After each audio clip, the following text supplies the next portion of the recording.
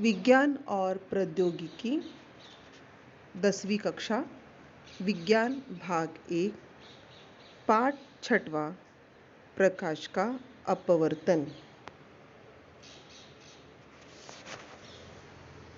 बच्चों, पिछले क्लास में हमने प्रकाश का अपवर्तन समझने के लिए कांच के आयताकार गुटके से होने वाले प्रकाश के अपवर्तन का प्रयोग देखा था, स्पष्ट किया था।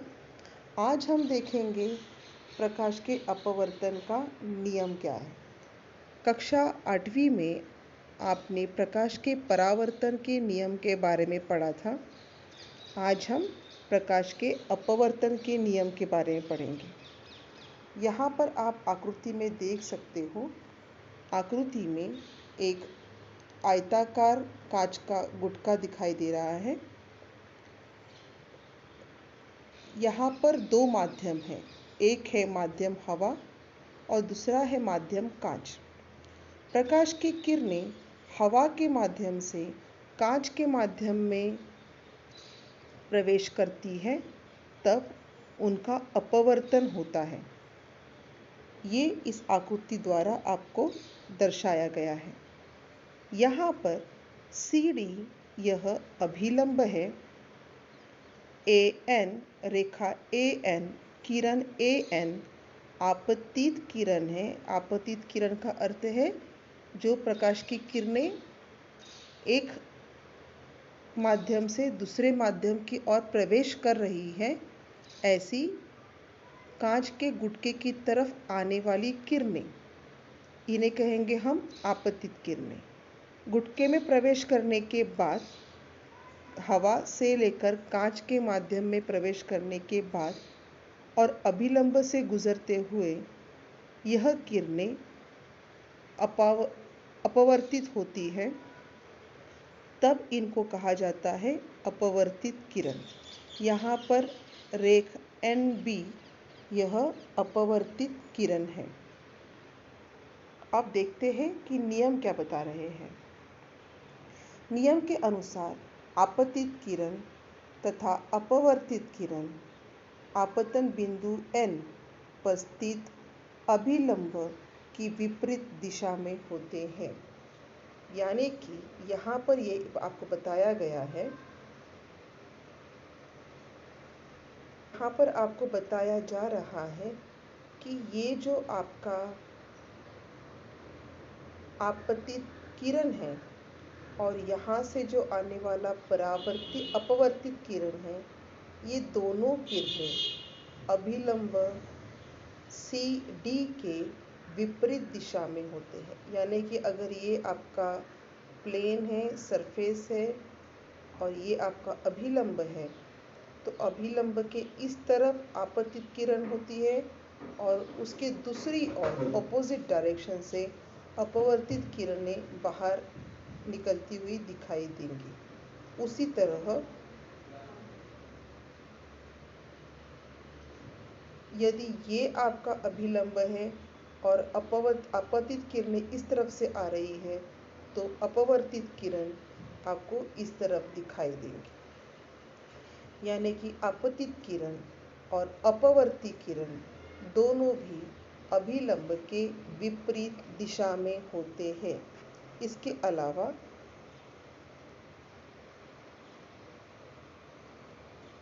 अभिलंब, आपतित किरण और अपवर्तित किरण ये तीनों भी एक ही प्रतल में पाए जाते हैं।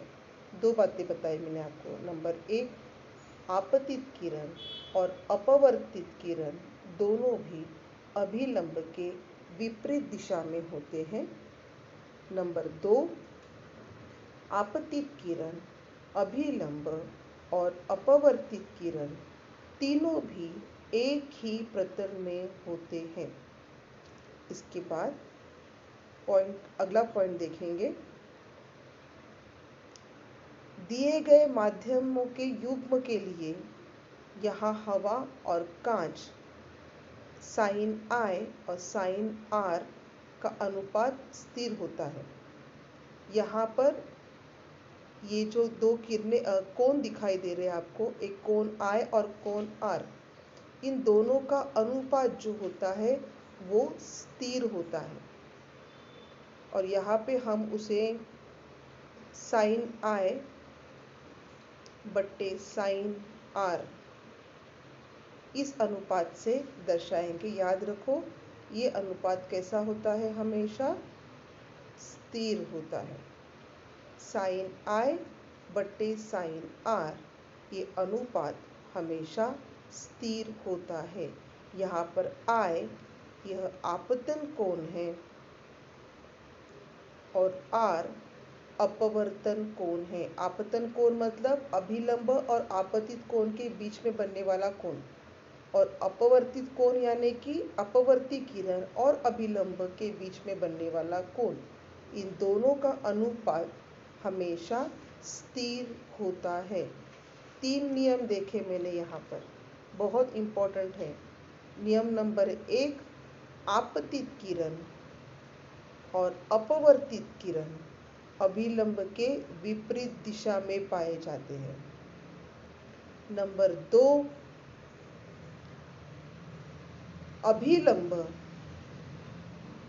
आपतित किरण और अपवर्तित किरण तीनों भी एक प्रतल में पाए जाते हैं।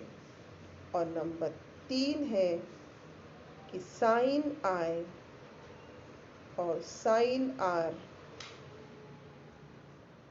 इनका अनुपात हमेशा स्थिर होता है।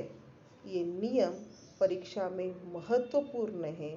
आकृति के जरिए आपको नियम दर्शाने के लिए कहा जा सकता है। अब नेक्स्ट हम देखते हैं अपवर्तनांक का अर्थ क्या है। प्रकाश किरण का विभिन्न माध्यमों में जाते समय प्रकाश की किरणें, प्रकाश की दिशा में होने वाला परिवर्तन का भी परिणाम भिन्न भिन्न होता है। जब प्रकाश की किरणें भिन्न भिन्न माध्यम से जा रही होती है तो उनमें होने वाले परिणाम भी, दिशा में होने वाले बदलाव भी भिन्न भिन्न होते हैं। यह माध्यम के अपवर्तनांक से संबंधित होता है। विभिन्न माध्यमों के लिए तथा एक ही माध्यम के लिए विभिन्न रंगों की प्रकाश किरणों के लिए भी अपवर्तनांक भिन्न होता है। जब प्रकाश की किरणें एक माध्यम से दूसरे माध्यम में जा रही हों या अलग अलग रंग की प्रकाश की किरणें एक माध्यम से दूसरे माध्यम में जा रही हो या प्रकाश की किरणें एक ही माध्यम से गुजर रही हो, तब हर बार उनके अपवर्तनांक अलग अलग होते हैं।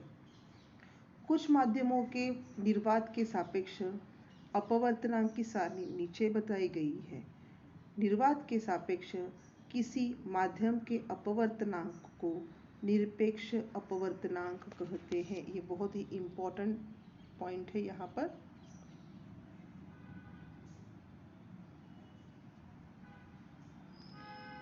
निर्वात के सापेक्ष किसी माध्यम के अपवर्तनांक को निरपेक्ष अपवर्तनांक कहते हैं।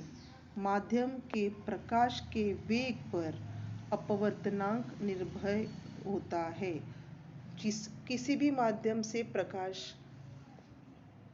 जा रहा हो, उसके प्रकाश के वेग पर अपवर्तनांक निर्भर होता है। कैसे, आइए देखते हैं। निकाल सकते हो, आप देख सकते हो कि अलग अलग माध्यम में अपवर्तनांक यहाँ पर दर्शाए गए हैं। ये निरपेक्ष अपवर्तनांक है। जैसे कि मैंने आपको बताया कि प्रकाश की किरणें जब एक माध्यम से दूसरे माध्यम में प्रवेश कर रही होती है तो हर किरण अपने वेग से आगे बढ़ती है। यहाँ पर आकृति में देखिए कि 2 माध्यम हैं। एक है माध्यम हवा और दूसरा है माध्यम कांच। माध्यम हवा, जहाँ जहाँ पर हम बात करेंगे हवा माध्यम की, वहाँ हम एक अंक को चुनेंगे, एक अंक से उसको दर्शाएंगे। और जहाँ जहाँ हम कांच माध्यम के बारे में बात कर रहे हैं वहाँ हम उसको 2 नंबर से दर्शाएंगे। इसे ध्यान में रखिए, यानी कि माध्यम 1 और माध्यम 2।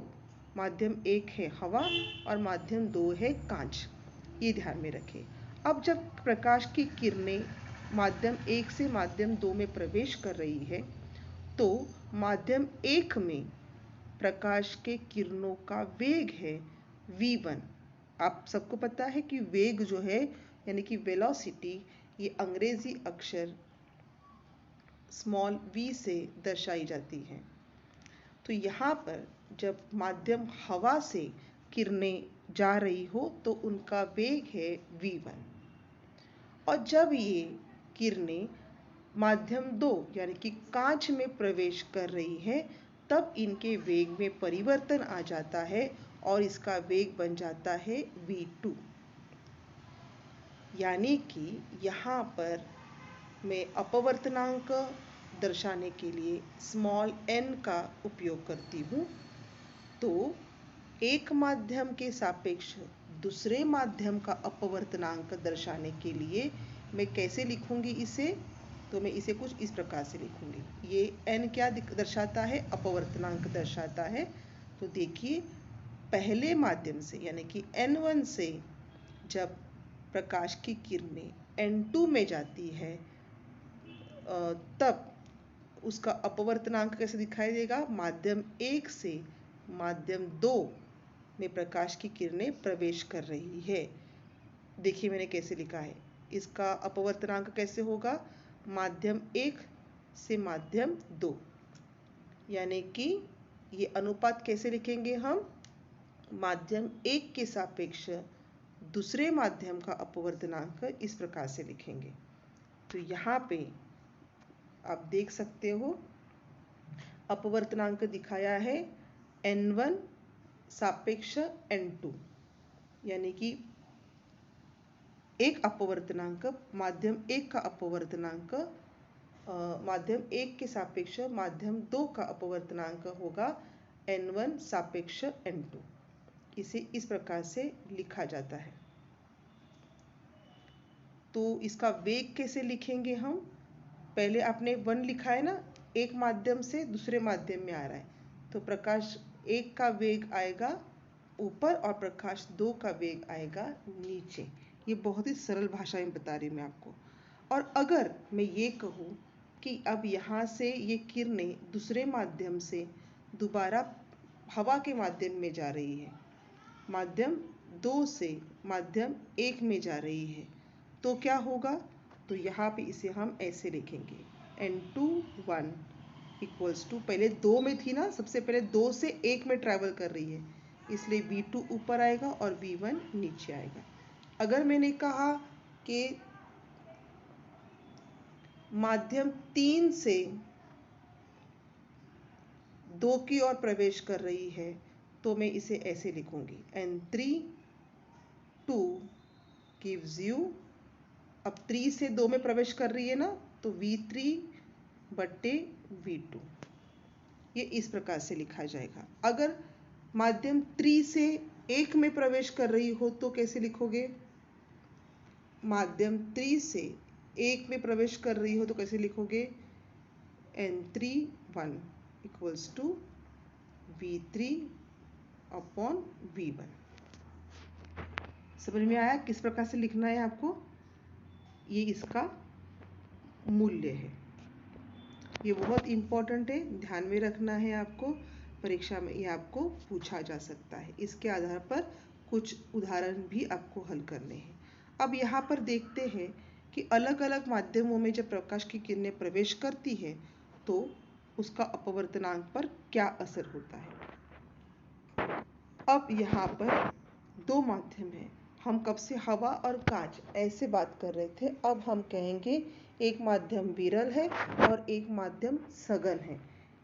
ठीक है, अब विरल माध्यम से जब प्रकाश की किरणें सघन माध्यम में जाती है, यानी जब वो विरल माध्यम से सघन माध्यम में जाती है तब क्या होता है, वो थोड़ी सी अभिलंब की ओर झुक जाती है। ये आपका अभिलंब है, इधर ये वाला जो खड़ी लाइन खींची मैंने ये अभिलंब है। प्रकाश की किरणें सीधे न जाते हुए थोड़ी सी अभिलंब की ओर झुकती है जब विरल से सघन में आती है। जब सघन से दोबारा विरल में जाती है तब ये प्रकाश की किरणें दोबारा अभिलंब की और अभिलंब सीधे जाने की बजाय अभिलंब से थोड़ा सा दूर जाती है। यानी कि विरल से सघन में आते वक्त अभिलंब की ओर झुकती है और सघन से विरल की ओर जाते हुए अभिलंब से दूर हटती है। आप देख सकते हो यहाँ पर ये सीधे न जाते हुए अभिलंब से दूर हटकर थोड़ी सी आगे चली गई है, इसलिए यहाँ पर I से R का जो माप है वो कैसा है, बड़ा है। I से R कैसा है, बड़ा है। और यहाँ पे आप देखोगे I से R छोटा है। यहाँ पर देखिए, दोबारा बता दूँ मैं आपको, यहाँ पर I से R बड़ा है और यहाँ पर I से R छोटा है। अगर प्रकाश की किरणें तिरछी न जाते हुए सीधी रेखा में या अभिलंब से एकदम बराबर, अभिलंब को पैरेलल या अभिलंब को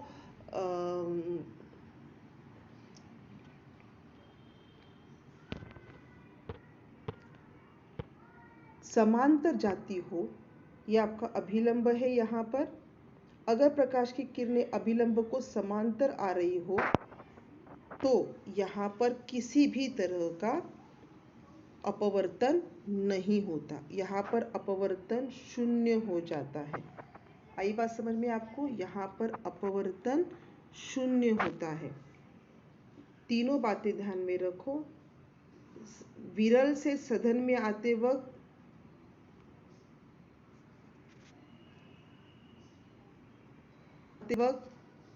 अभिलंब की ओर झुकती है प्रकाश की किरणें, सघन से विरल में जाते वक्त अभिलंब से दूर जाती है। और यदि एक माध्यम से दूसरे माध्यम में प्रवेश करते हुए अगर वो अभिलंब से समांतर हो तो उनमें कोई परिवर्तन नहीं होता, कोई अपवर्तन नहीं होता, यहाँ पर अपवर्तन शून्य हो जाता है। तो मेरे ख्याल से अब आपको अपवर्तन के नियम और अपवर्तनांक समझ में आया होगा। अपवर्तनांक पर प्रश्न पूछे जाते हैं। ये अपवर्तनांक का सूत्र है, इसे आपने अपनी कॉपी में लिख लेना है। ये बहुत ही इम्पोर्टेंट सूत्र है।